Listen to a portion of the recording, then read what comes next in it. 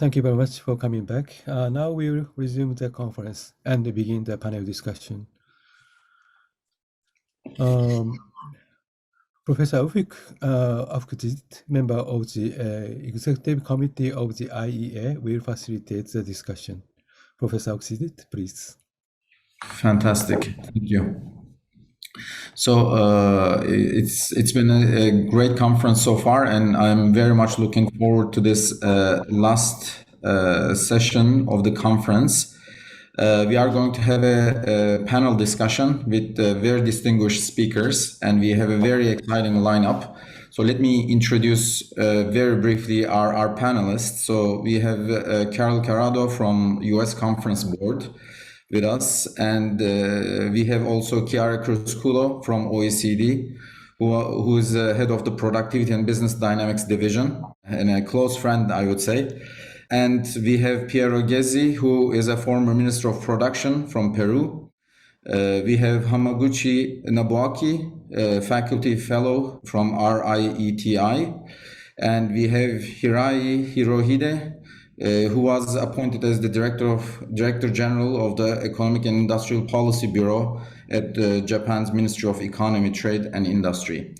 So we have very limited amount of time, and we have many people from whom I would like to hear. So that's why I would like to first start with a very simple question which speaks to the theme of the conference. So what should be the new ways to think about industrial policy to make it more effective? Carol, can we start with you?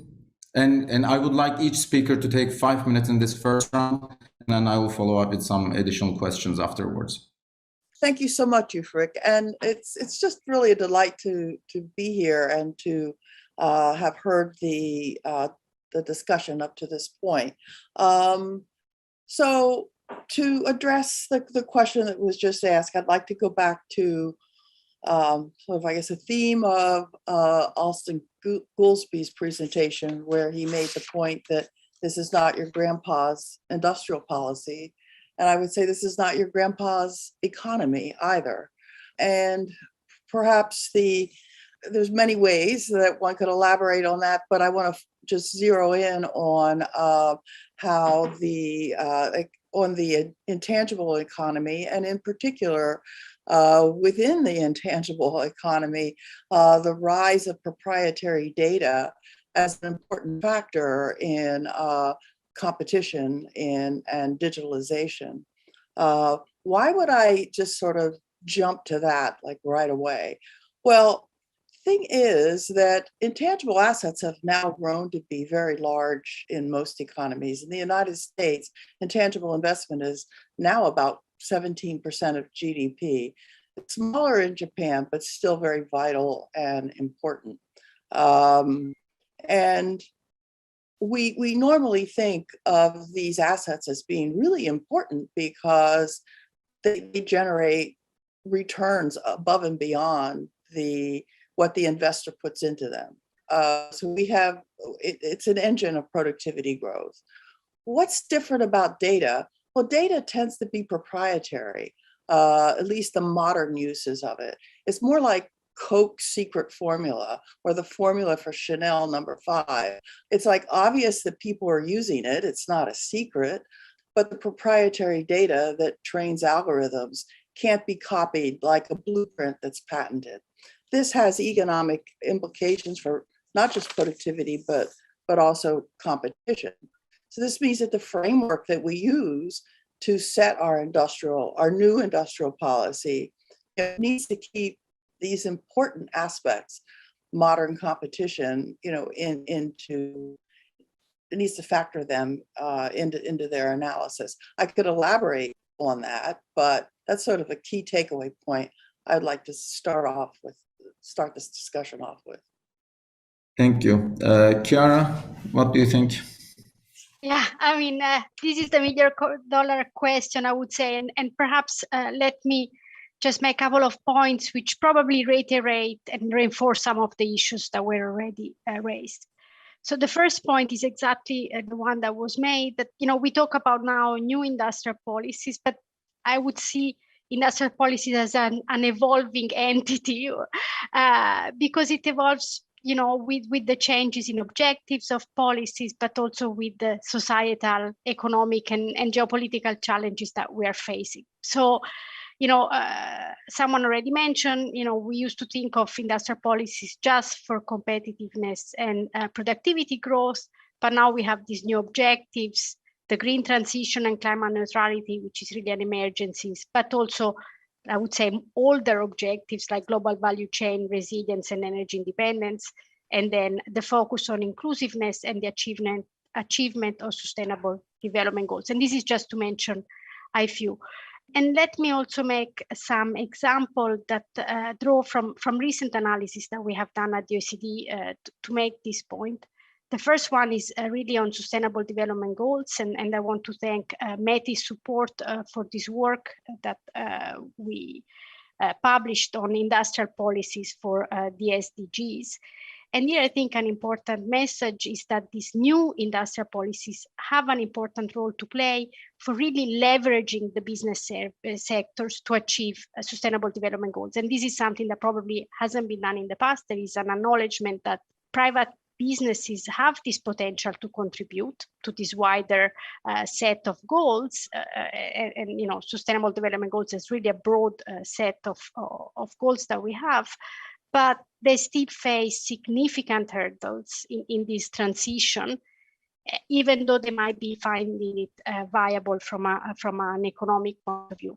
And so here, I think what is important that with this new, in the new industrial policies, government rely on strategies that see both the use of industrial policy tools, but also complementary array of instruments that go beyond industrial policy. And this is, I think, a nice feature of new industrial strategies more general.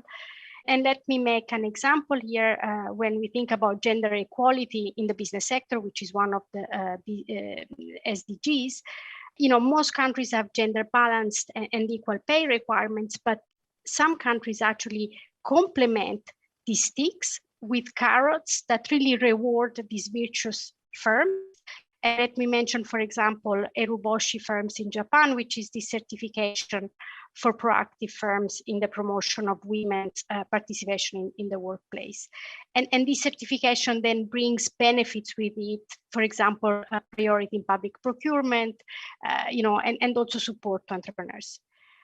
Similarly, let me make the second example and then I'll stop, which is on climate change industrial, carbon neutral strategies that are adopted now by many countries. We studied in detail the Dutch one, which has like two pillars, one focusing on reducing carbon emission via a forward-looking carbon price, and a second pillar to really focus on the development of green technologies and the adoption of green technologies. Now, while this is particularly important, I think the devil is really in the details, and the design of the second pillar actually, by design, and I'm not going to go into detail, but really ended up targeting adoption rather than demonstration and pilot, and so did not support those emerging technologies, for example, hydrogen, which are really necessary for carbon neutrality in the heavy industry. So again, there is this trade-off, which was common in the old technology between short-run and long-run objectives. And we need to use this wider range of policy instruments to address these different market failures. So this is something that I think we will need to deal in this new world. Thank you, Chiara. Piero, can we continue with your views? Of course, thanks very much. I'm going to answer your question based on my experience with Mesas Ejecutivas. It's a tool for industrial policy designed and implemented when I was Minister of Production of Peru.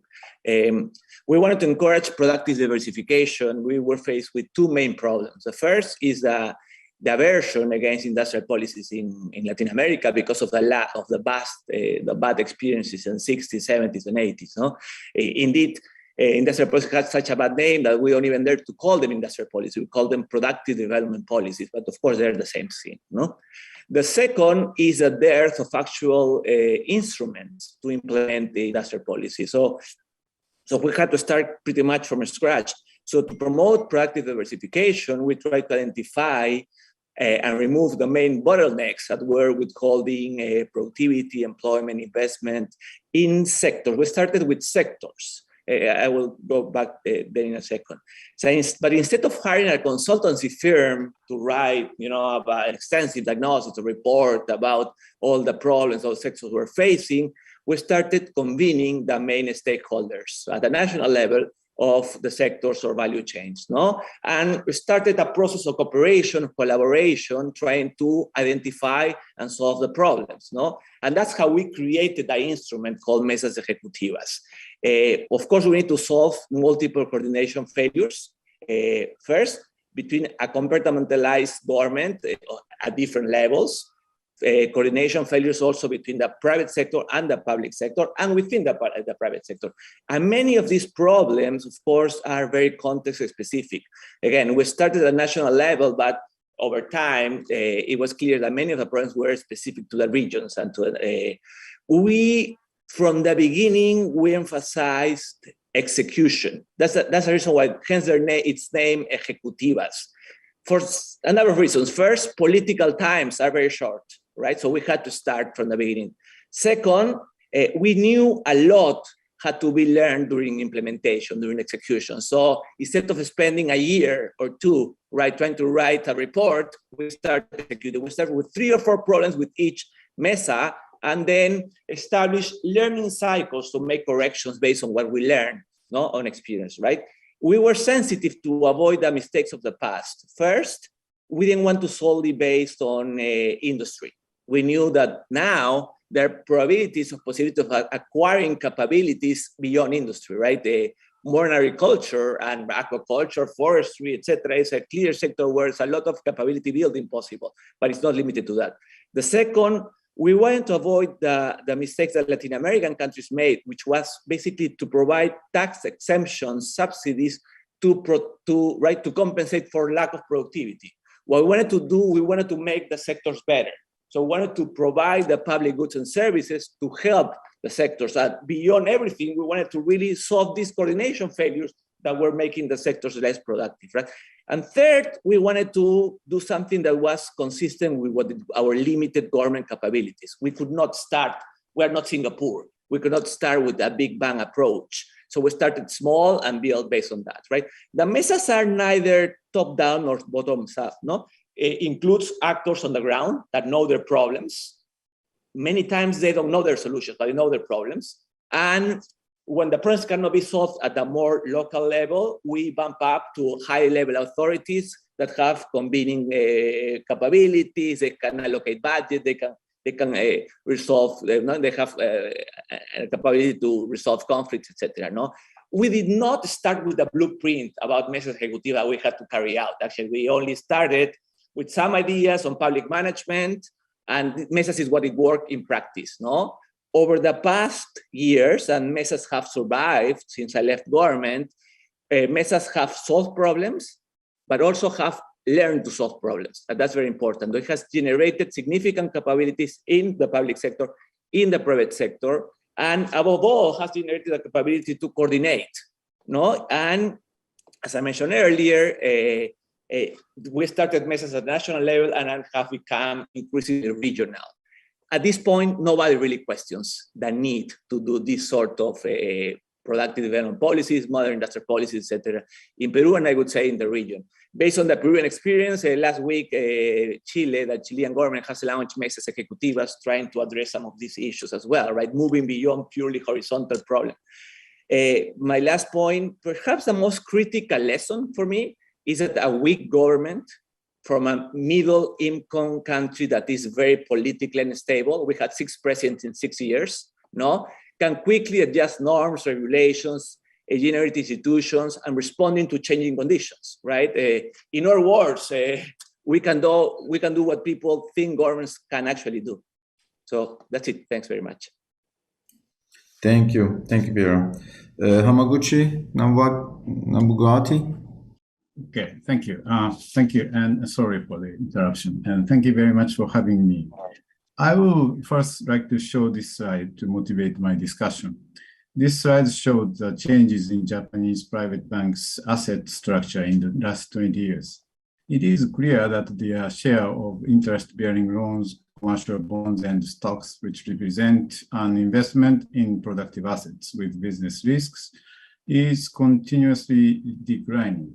And recently, on the other hand, the share of government securities expanded until 2012 and recently replaced by the cash and deposit. Therefore, we can observe the tendency of the flight to risk-free asset. We need to look into the background with compounding uncertainties to understand the depressing investment outlook. We could make a long list of problematic features in Japan. Among others, the declining and aging population is a structural problem. Moreover, and very importantly, and we are heading towards a technological paradigm change toward a low carbon emission society and digital transformation, which increases further uncertainty. So the question is, the middle of the hyper uncertain climate, is there any way to redirect financial resources to productive risk capital, moving them away from risk-free assets? So it is not really clearly possible to give a precise answer to this question. But I'd like to develop my argument that if we take a holistic approach, the industrial policy will help to mitigate uncertainties and coordinate a direction of investment. This diagram on the right side of the second slide summarizes my research on Brazilian industrial policy. Although the research was in a specific country, this conceptual framework has a generic applicability, I believe. It is essential to have competent execution organs with high skills in analysis, evaluation, and communication. At higher level, there are political and external domains. The direction of industrial policy must be guided by the correct understanding of the current and the future trend in technology and the global market. This knowledge must be shared within the operational domain of execution organs, ministries, and business firms. Industrial policy is also directed by political decisions, which set their priority best suited to the public interest. So my argument is to involve politics rather than avoiding them. The constituents of the operation domain share the responsibility for the compliance of directives coming down from the political domain. Therefore, both democratic process in the political domain and transparency in the operational domain are essential. Within the operational domain, execution organs are the core of the coordination with ministries which provide projects with goals and budget, and the dialogue with business firms about the execution of the investment and the performance of exports, innovation, productivity, employment, and income generation using the leverage of finance incentives and regulations. But we cannot plan everything from the beginning, right? So I think it's very important to have this sort of the communication feedback loop through which we can continue revising goals and process and scale up particular programs. Okay, that's all I have to say right now. Thank you. Hirai? Thank you for giving a chance to comment on that. So first, I would like to say that I really like the comment of Carol-san, and then we are keeping aware of that or keep away from the mistake of the grandpa's industrial policy, but we should be aware of that we are not living in a grandpa's economy. Yes, totally, I agree.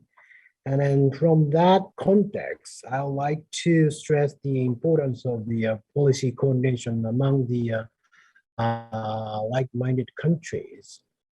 Maybe I don't think it takes a long time of the explanation of that international policy coordination is needed to achieve the carbon neutral society. Of course, how hard we try to achieve the carbon neutral society by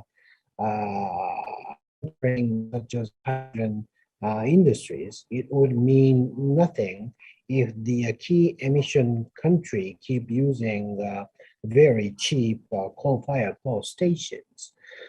But not only for that, but also for the implementation stage. In order to make the private company to believe importance or the effectiveness or the righteousness of investing so much money on those hydrogen technology, they have to believe there should be a big market over there. And then without maybe having the same narrative among the big countries, they wouldn't believe there would be a big hydrogen power market. They would lose the justification for the such a big money's investment in the hydrogen technology.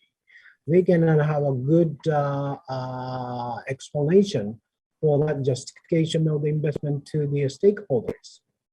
So for that reasons, maybe if we are in the same story of the carbon neutral society has to come by 2050, like even in the implementation stage, such as hydrogen technology is seriously needed, then those at least the such a policy coordination among the country who believes in that story has to have in order to achieve that kind of goals. So from every folds, I think the such a policy coordination is more needed because we are not living in the 1950s and 60s. Such maybe the or each country's dependencies over trade, mutual investment is quite low among that time. But we are, which is very good or bad, we are living in a world that we are in mutually depending on, which makes it a little bit difficult for us to achieve the safe and independent supply chain. But this is a fact. This is the reality we have to tackle. So for in every sector, in order to achieve that goals, we need more serious policy coordination. That is the thing our new industry policies to be effective.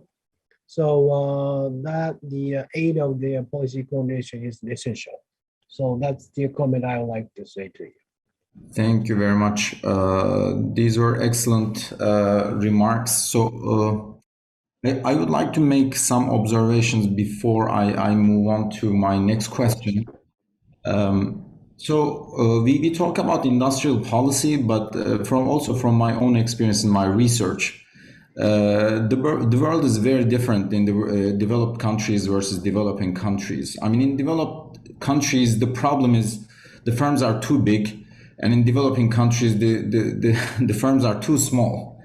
And Carol made an excellent point, which is, the use of data now is changing the dynamics, and the industrial policies that were implemented since 80s, I think led to these increased size of firms in the US.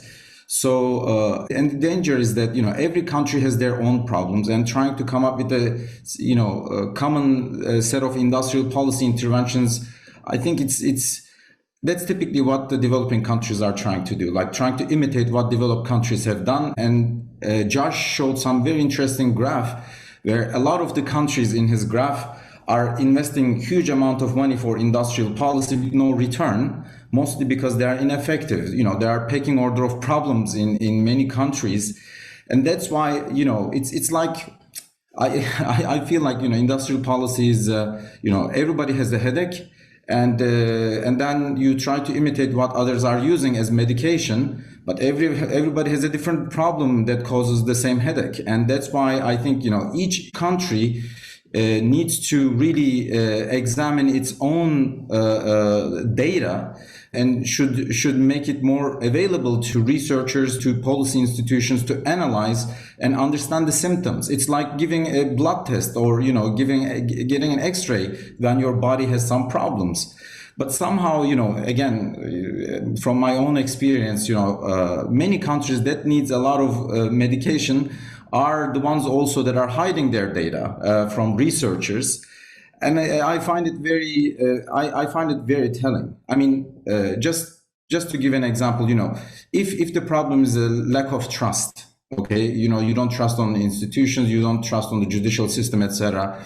How can you invest in new technologies? How can you make your firms grow? And then, there's a lot of R&D subsidy in those countries. Why would you benefit from those R&D subsidies? And typically, people are just not, or think about, also Austin made an excellent point. If you don't have any engineers, for instance, if you don't have the right human capital pool, no matter how much money you give to these firms, if they don't have the right talent to hire, then nothing will come out.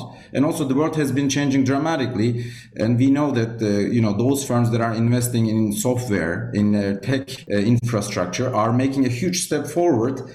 And the issue is, many of these countries don't even update their education system.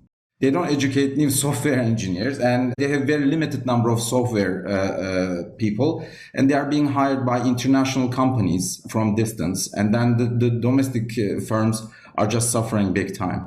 And then the final remark, and that will move. I think there will be a nice transition to the next one. I think there's a policy horizon mismatch. Like what's good for the society is not necessarily good for the politicians necessarily. I mean, of course, there are exceptions, but I think it's very challenging to convince all the politicians simultaneously. So then, I think the next question is, what are the challenges in implementing the right policy? Let's say we came up with the right set of policy tools. What are the challenges in implementing those so that we can also pass that barrier? Can I start with Piero on this question? Of course. I think the challenges are, well, first, I think like each country has to start, I agree with you, each country has to start with their own or its own capabilities, but those are dynamic. So even if you don't have, like human capital, government capability institutions start to build, actually implementing a lot of these policies, and trust. The public sector and the private sector mistrust each other. When they work together and collaborate, they start to build trust. So I would say that's a dynamic situation. What are the challenges? From my point of view, to escalate, because it's easy to get some interesting solutions or examples, but the question is where you are able to do it at a nationwide level, right? That's so because modern is much easier. There's a reason why people reduce taxes or protected sector. It involves a lot of less transactions. When you want to really solve problems and coordination failures, you need to do a lot of transactions. So that's very involved in terms of capacity. So to escalate is hard. So we need it in a way, we need like hundreds of mesas to put it, Second, I don't think, at least in Latin America, there hasn't been a clear, and I think it's a little different in the developed countries, but there hasn't been a clear commitment from finance ministries to really support industrial policy. It still is a little bit marginal in terms of thinking sectorial policies, not really a big development bet, no? And of course, the last thing is what you are saying about the times. The resolution of these problems requires perseverance, so it requires time. You don't solve these problems in a couple of years. It requires perseverance, and the political cycles are a lot shorter. So you need to make sure you have to generate that demand for continuation, right? I mean, like when I was about to leave, before finishing as production minister, I said, okay, how do I do it? I just need to make sure there is sufficient demand such that the next minister, the next government has this demand to continue mesas ejecutivas. But those are the challenges I see. Thank you. Chiara, what's been your experience? You've been looking at the data, talking to policymakers. I agree with you. The first challenge to me is understand, what the symptoms mean. It's not just about, being able to provide evidence on the symptoms, but what's the disease behind those symptoms. And I think that's where, good data, but also good policy evaluation is important. In terms of implementation, I think the big problem is some of these challenges really come from having winners and losers. When you start implementing, for example, climate change policies, you will hit harder on some than others.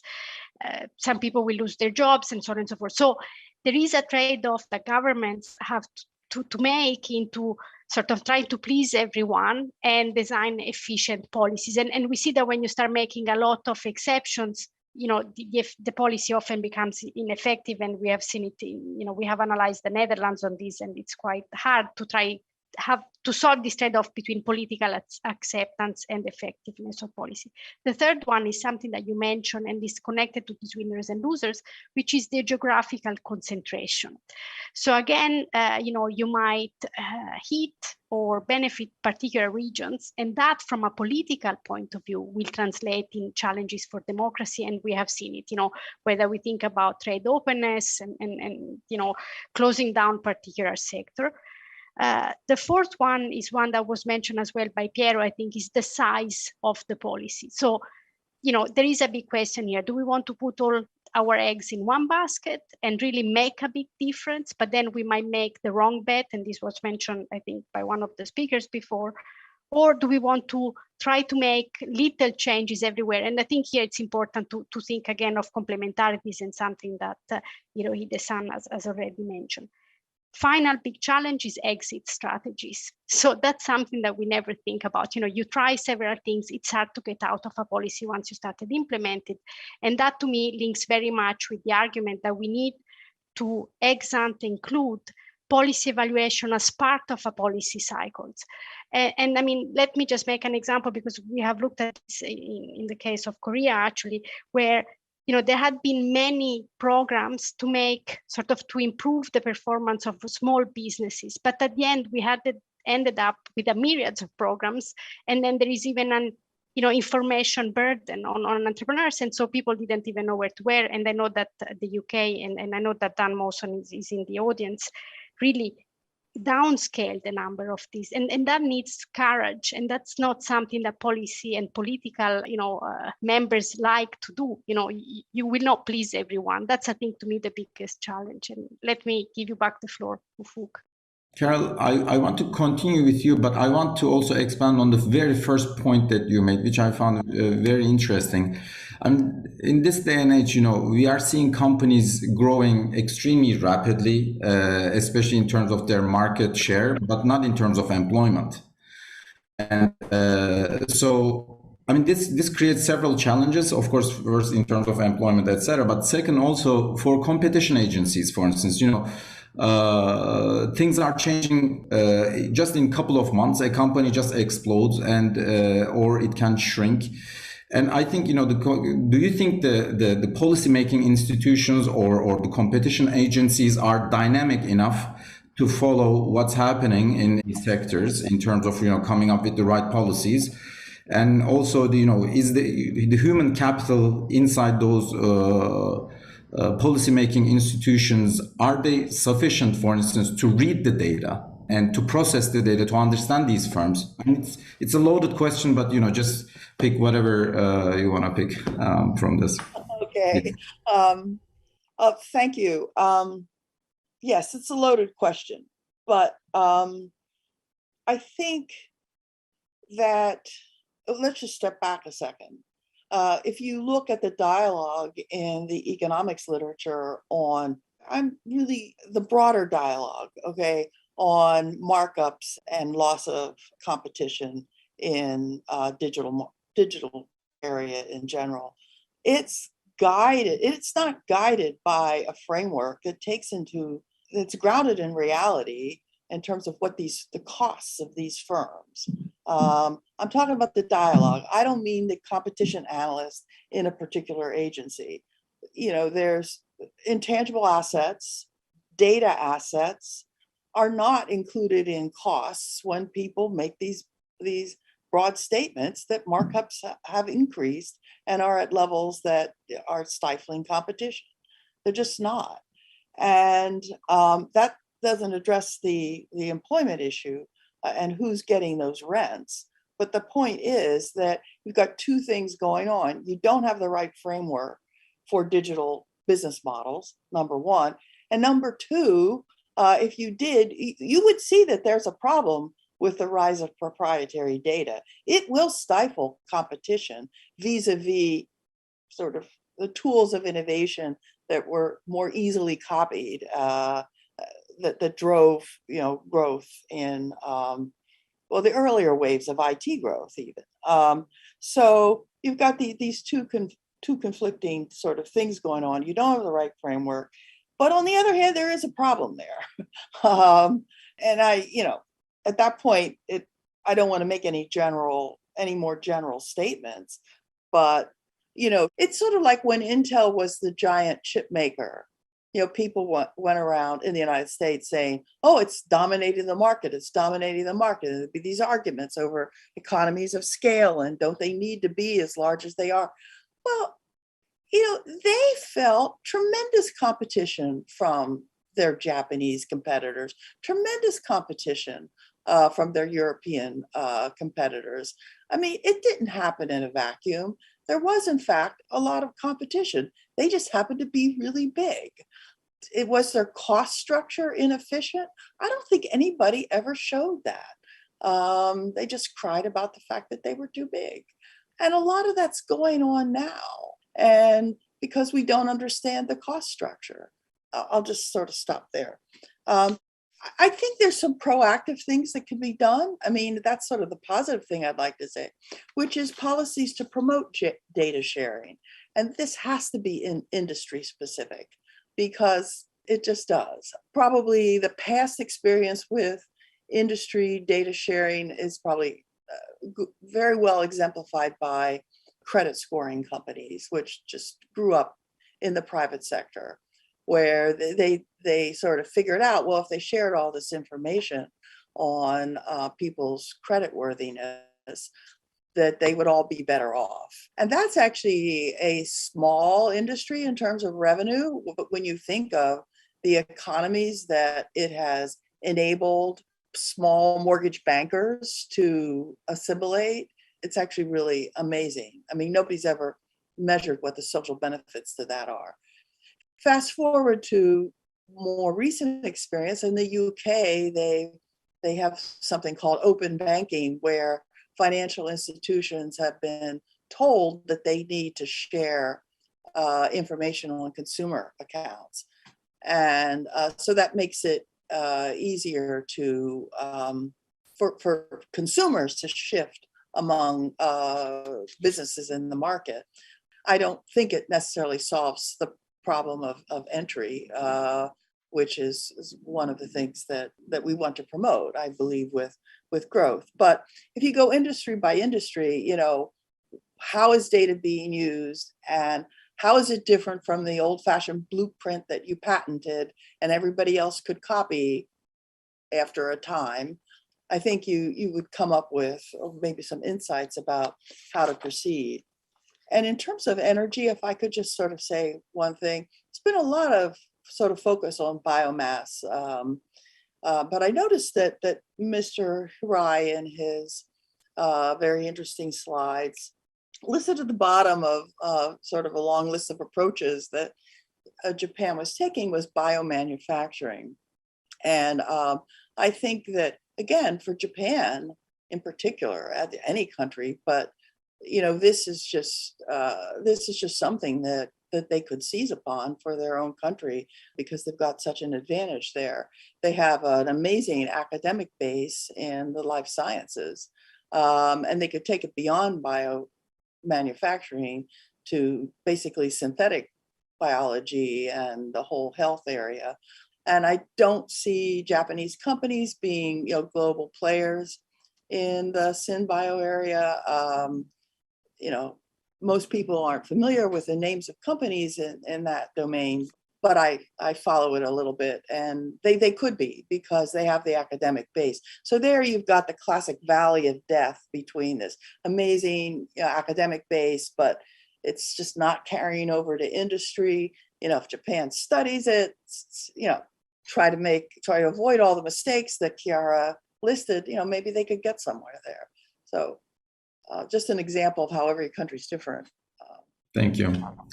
Hirani, can we continue with you first? Again, my question is, what are the main challenges in implementing the right policies, even if we come up with the right policies?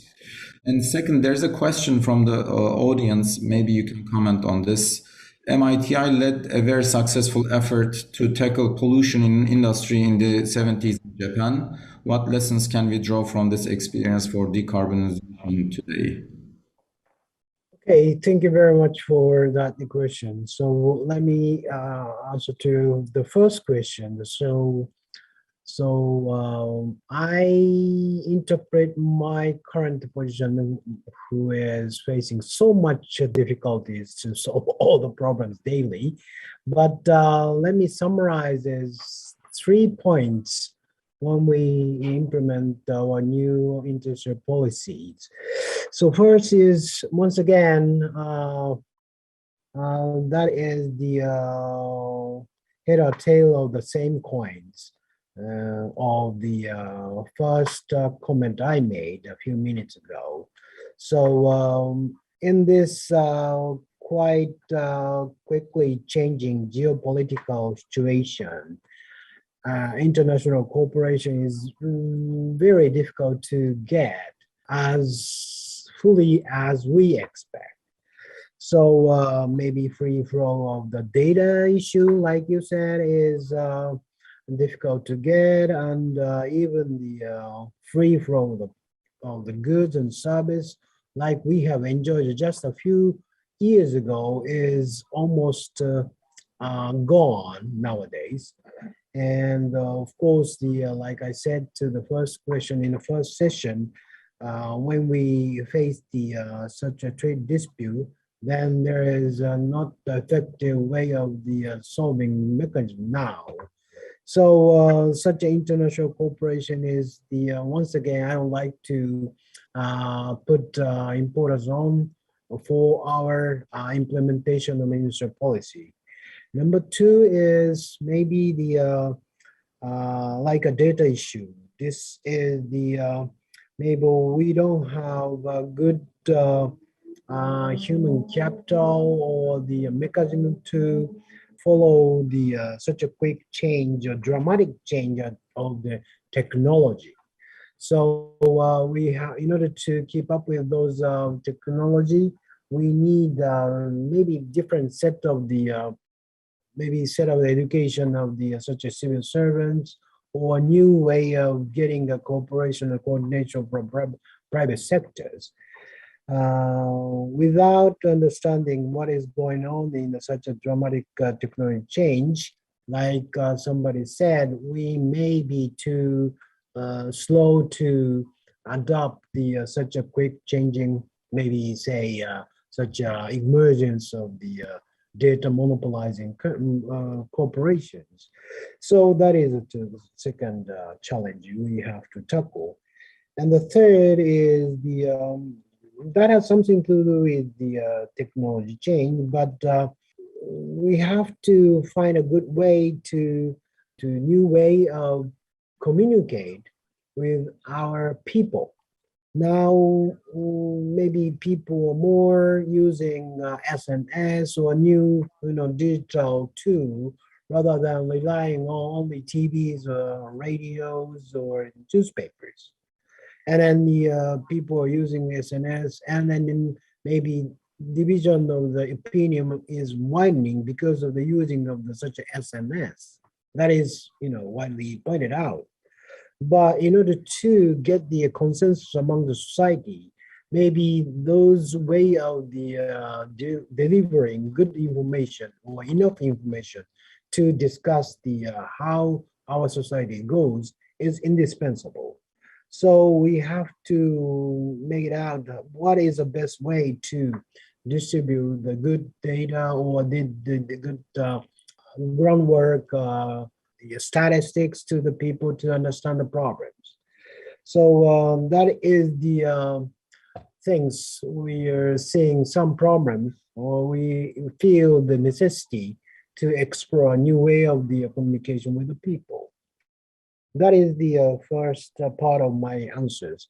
And second part is the, what was the question? I'm sorry.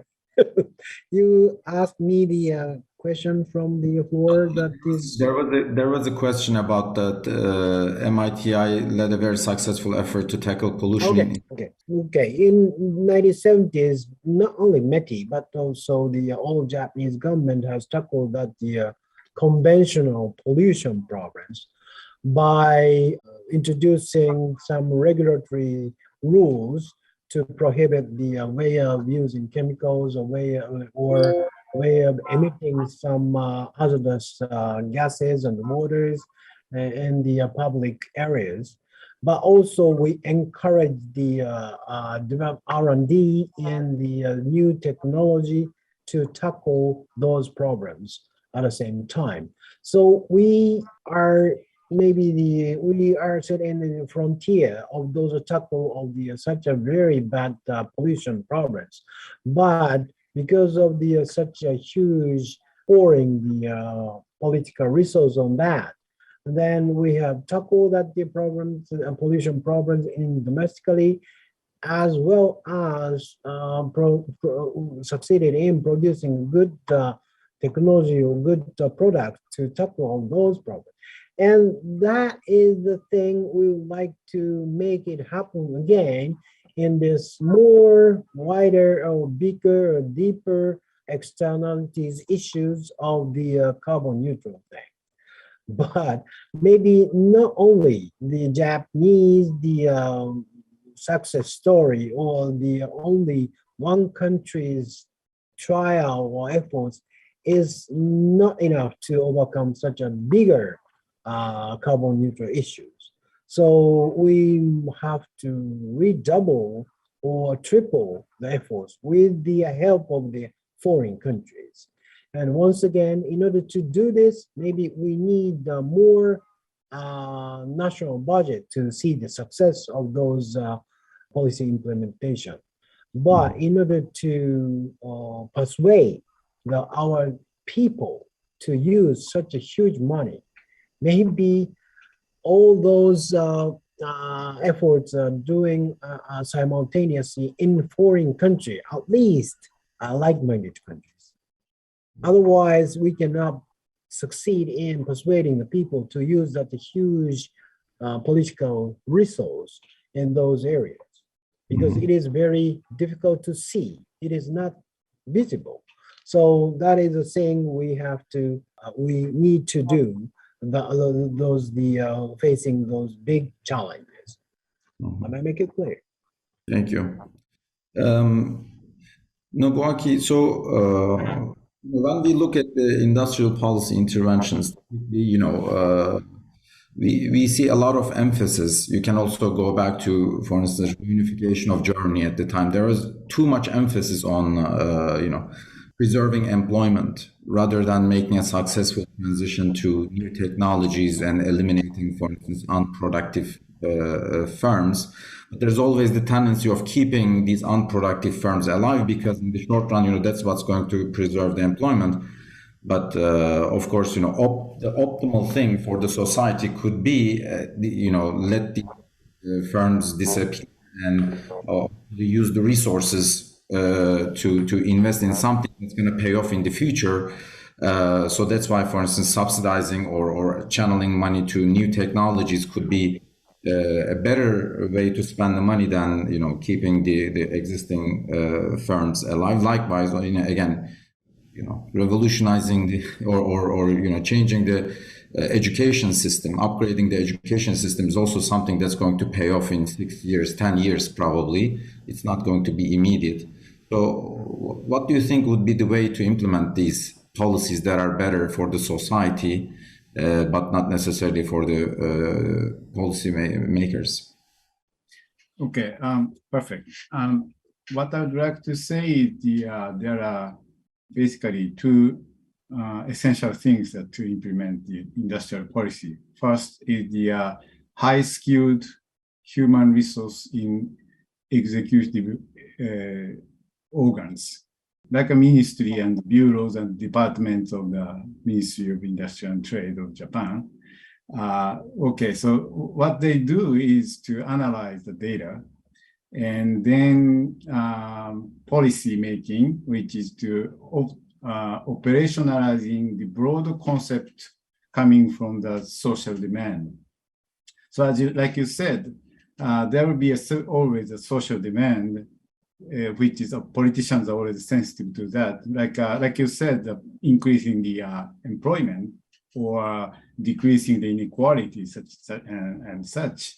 But this demand cannot be executed directly. So the task of the execution organs is to operationalizing those things into projects and programs, right? So this requires a very high skill techniques. And also all these execution organs requires a communication skill with the related institutions and also the business. So this sort of high-skilled human resource is essential for the execution of the industrial policies. So I cannot say all the country has this kind of resources, but every country could depend on sort of knowledge transfer or technical transfer from other countries for such skills. One country cannot teach what to do to other countries, but they could show how to build such kind of skills in execution organs. And so this skill component could be more, probably transportable from one country to another rather than a policy package itself. And of course, other requirement is the money. So without money, no industrial policy, it is clear. So at the same time, the international cooperation will be effective in terms of money too. So so wrapping up, I think the core role of the execution organs, very highly skilled, is a kind of essential thing to operationalizing the whole social demand into the policies. Thank you. Thanks very much. Indeed, you made an excellent point, and also, Chiara also mentioned this earlier.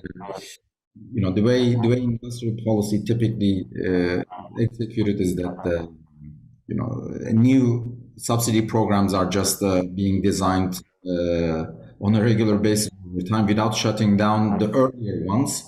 So as a result, you end up subsidizing every part of the economy, and then the prices are completely distorted in equilibrium, and then things are going in some totally unpredicted direction. So no policy ends up, everything starts to cancel each other out, and you're just distorting the economy basically. And so that's why it's stunning.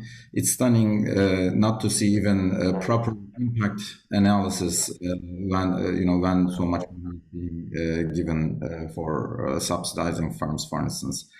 Okay, so we have 3 minutes left from the panelists. Are there any last-minute remarks? I may want to mention something. I think that the main problem there is actually the subsidies don't seem. Economists, we tend to think that we change the prices and everything gets fixed, and subsidies are supposed to change the relative prices. What we are doing here really is not going to the real problem, which is these coordination failures. They need to be fixed with a different sort of policy. So the solutions for these problems is not to hire a consultant and to provide subsidies. You need to go much deeper than that. So the problem is not just that you are giving subsidies to everybody, but that the problem, not even if you are giving the right subsidies, you are solving the problem. Any final comments? Perhaps one thing to add what Carol was saying, and I think Carol made a very good point, focusing on sectoral needs. I think one point that is important as well that new industrial policy is also starting to think more about ecosystems. And we mentioned, Carol mentioned the role of universities, but also the role of suppliers and customers, and the competition and the business dynamics that is going on, in supplying sectors and in, downstream sectors. That's particularly important. And, that, plays a bit in what you were saying. If you see a lot of concentration in supplying sectors, that puts customer in dangers, but even more importantly, I would say, when you have a large client and you're really dependent on that, that really creates issues. So I think that's this ecosystem and how it interacts and the governance of this ecosystem is particularly important, I think. Absolutely. Okay, so this brings us to the end of our panel. So I would like to thank all the panelists for their really great remarks. And thanks again for everyone for staying now. So for the closing remarks, I now give the floor to Yano Makato. Thank you very much for this wonderful conference and the insightful presentations and discussions. Before I start my closing remark, I would like to start with a very sad news. Probably some of you have heard about it, but Professor Dale Jorgensen has passed away yesterday. Since the start of our institute, RIETI, in 2001, Dale has helped us enormously and guided us towards path towards international policy research. With this wonderful conference as a starting point, we are determined to pursue further the road Dale has led us to. I'm very, very grateful to him for doing that.